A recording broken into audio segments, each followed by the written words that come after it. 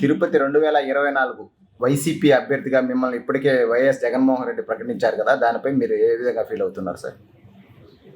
రాష్ట్ర ముఖ్యమంత్రి జగన్మోహన్ రెడ్డి గారు నాపై అపారమైన నమ్మకాన్ని ఉంచి తిరుపతి శాసనసభ్యుడిగా పోటీ చేసేందుకు అవకాశం కల్పించినందుకు నేను మనసారా కృతజ్ఞతలు తెలియజేసుకుంటున్నాను. భవిష్యత్తులో తిరుపతిని మరింత అభివృద్ధి చేసేందుకు కృషి చేస్తాను. తద్వారా జగన్మోహన్ రెడ్డి గారికి, వైఎస్ఆర్ కాంగ్రెస్ పార్టీకి మంచి పేరు వచ్చేటట్లుగా చేయగలుగుతానన్న విశ్వాసం నాలో ప్రగాఢంగా ఉంది. సార్, ఇప్పటికీ డిప్యూటీ మేయర్గా ప్రత్యేక ముద్ర వేసుకున్నారు తిరుపతి అభివృద్ధిలో. తర్వాత వచ్చే ఎమ్మెల్యేగా గెలిచి మీరు ఏ విధంగా తీసుకుపోతాము? గతంలో ఎన్నడూ లేని విధంగా దాదాపు 40 సంవత్సరాల క్రితం తుడా ఆవిర్భవించినప్పుడు ప్రతిపాదించిన మాస్టర్ ప్లాన్ ని ఏ ప్రభుత్వం కూడా ఇంప్లిమెంట్ చేయడానికి ముందుకు రాలేకపోయింది. జగన్మోహన్ రెడ్డి గారి అండదండలతో, ఆయన ఆశీర్వాదంతో ఇప్పటికే తిరుపతిలో 18 మాస్టర్ ప్లాన్ రోడ్లను పూర్తి చేసి ప్రజలకు ట్రాఫిక్ కష్టాల నుంచి కొంత ఊరట కల్పించగలిగాం. కేవలం మాస్టర్ ప్లాన్ రోడ్లే కాకుండా 7-8 స్లిప్వేలు, 7-8 ఫ్రీ లెఫ్ట్లు, సుందరీకరణలో భాగంగా కొన్ని జంక్షన్స్ ని చాలా ఇంప్రూవ్ చేయడం, ఇలాంటి కార్యక్రమాల పట్ల ప్రజల్లో చాలా సానుకూలమైనటువంటి పరిస్థితి రాష్ట్ర ప్రభుత్వం పైన కలిగింది. దీంతో పాటుగా ఇంకా 12 మాస్టర్ ప్లాన్ రోడ్లను ఇంకో 2 ఏళ్లలో ఇంప్లిమెంట్ చేస్తామన్న విషయాన్ని ప్రజలకు చెప్పడం జరిగింది. దానికి సంబంధించినటువంటి నిర్ణయాలను ఇదివరకే కౌన్సిల్లో తీసుకున్నాం.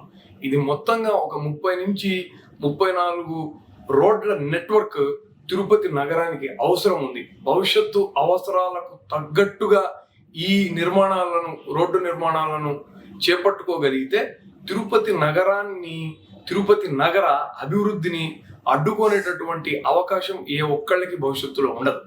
దీనిని పూర్తి స్థాయిలో ఇంప్లిమెంట్ చేయగలిగినటువంటి ప్రభుత్వం వైఎస్ఆర్ కాంగ్రెస్ పార్టీ ప్రభుత్వమేనన్న విషయాన్ని ప్రజలకు మీ ద్వారా తెలియజేస్తూ, దీంతో పాటుగా తిరుపతిని ఒక ఐటీ కేంద్రంగా, Tier 2 సిటీస్ లో తిరుపతి ఐటీ కేంద్రంగా మారేందుకు చక్కటి అవకాశాలు ఉన్నాయి. ఇప్పటికే మేము కొంత మిడ్ సైజ్ ఐటీ కంపెనీస్ ని కలిసి అనాదిగా ఉన్నటువంటి సెట్టిపల్లి భూ సమస్యను పరిష్కరించడం ద్వారా మున్సిపల్ కార్పొరేషన్ కి ఒక 110 ఎకరాలు రాబోతోంది. మీలాంటి వాళ్ళు అందరూ వచ్చి ఇక్కడ పెట్టుబడులు పెట్టగలిగితే బాగుంటుందన్న అభిప్రాయాన్ని వెలుగుంచినప్పుడు రాయలసీమలోనే తిరుపతికి ఒక ప్రత్యేకమైనటువంటి స్థానం ఉంది. ఇక్కడ ఉన్నటువంటి విద్యా సంస్థల కారణంగా ఐటీకి కావాల్సినటువంటి ఉద్యోగులు ఎక్కువ సంఖ్యలో తక్కువ జీతానికి లభ్యమయ్యేటటువంటి పరిస్థితి ఉంది. కాబట్టి మా అందరికీ తిరుపతి చాలా ఉపయోగకరంగా ఉంటుంది. మేమందరం కూడా పెట్టుబడులు పెట్టడానికి సిద్ధంగా ఉన్నామన్న విషయాన్ని కూడా వెలుగుచ్చారు. ఈ కారణంగా వచ్చే 5 ఏళ్లలో తిరుపతిని ఐటీ కేంద్రంగా తయారు చేసేందుకు శక్తి వంచన లేకుండా నేను కృషి చేస్తానన్న విషయాన్ని కూడా తిరుపతి ప్రజలకు మీ ద్వారా నేను తెలియజేస్తున్నాను. ఇవే కాకుండా తిరుపతిని క్రైమ్ ఫ్రీ సిటీగా, ఇప్పుడు కమాండ్ కంట్రోల్ సెంటర్ ఒకటి నిర్మాణంలో ఉంది.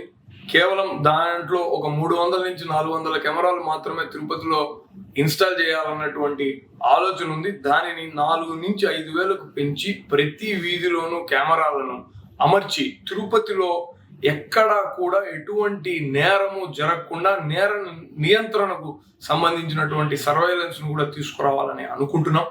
ఇవే కాకుండా ప్రపంచ నగరాలు ఏ రకమైనటువంటి ప్రామాణికాలతో ఉంటాయో అలాంటి ప్రమాణాలన్నింటినీ కూడా తిరుపతిలో తీసుకురావాలన్నటువంటి ఆలోచన చేస్తున్నాం. అందులో మొదటిది శానిటేషన్. ఇప్పటికే శానిటేషన్ పట్ల మున్సిపల్ కార్పొరేషన్ చాలా పెద్ద ఎత్తున తిరుపతి నగరాన్ని పరిశుభ్రంగా ఉంచడం కోసం ఎన్నో కష్ట నష్టాలను పడుతుంది. అదనంగా టీటీడీ సహకారం కావాలని, ఆ సహకారాన్ని అందించడం కోసం రాష్ట్ర ప్రభుత్వాన్ని, జగనన్నని కలిసి అడిగినప్పుడు ఇది చాలా మంచి నిర్ణయం అని బోర్డు కూడా దాన్ని అమల్లోకి తీసుకురావడానికి నిర్ణయం తీసుకుంటే, కొందరు కుట్రపూరితంగా కోర్టులకు పోవడం ఇలాంటివి జరిగే కోర్టు కేసులు కూడా ఇంకొక 2 వాయిదాల్లో పూర్తి కాబోతుంది.